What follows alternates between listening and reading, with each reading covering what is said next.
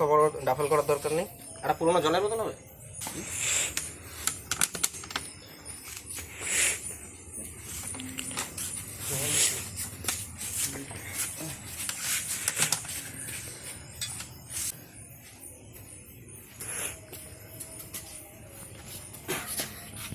খুবলে উঠেছে, এটা এখনকার না, এটা অনেক কয়েকদিন আগের।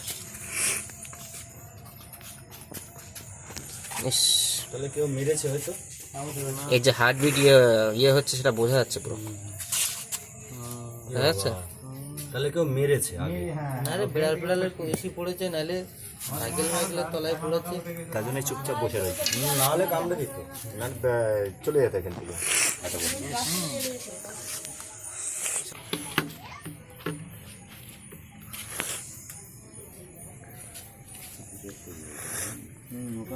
আগে মনে হয় মেরেছে, এত সময় ধরে রয়েছে এখানটায়।